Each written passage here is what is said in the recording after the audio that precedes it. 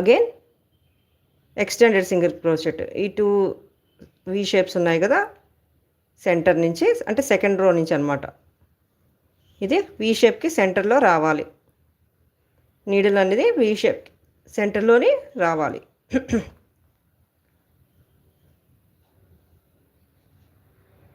ఇదన్నమాట. మళ్ళీ next single crochet ప్లెయిన్గా, ఓన్లీ సింగిల్ క్రోషెట్ చేస్తున్నాను, ప్లెయిన్గా చేస్తున్నాను. మళ్ళీ ఈ రెండిటికి సెంటర్లోని extended single crochet second row అనమాట. ఇందాక స్టార్టింగ్ ఫస్ట్ రో కదా తీసుకున్నాము, ఇప్పుడు ఆల్రెడీ ఒక రో ఇంక్రీజ్ అయింది కాబట్టి సెకండ్ రో నుంచి ఎక్స్టెండెడ్ సింగిల్ క్రోషెట్ అనమాట. చూసుకోవాలి కరెక్ట్గా వి షేప్, ఈ వి షేప్కి సెంటర్లోని నీడిల్ రావాలన్నమాట. అలా తీయాలి, నీడిల్ అనేది అలా పిక్ చేయాలి. ఇలా ఇక్కడ కన్ఫ్యూజన్ ఉండకూడదు, లేకపోతే ప్యాటర్న్ అనేది డిస్టర్బ్ అయిపోతుంది అనమాట.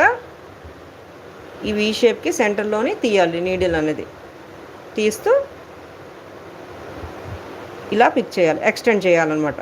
ఇది ఎక్స్టెండెడ్ సింగిల్ క్రోషెట్. ఇంకా నెక్స్ట్ రో అనేది ఇప్పుడు ఇందాక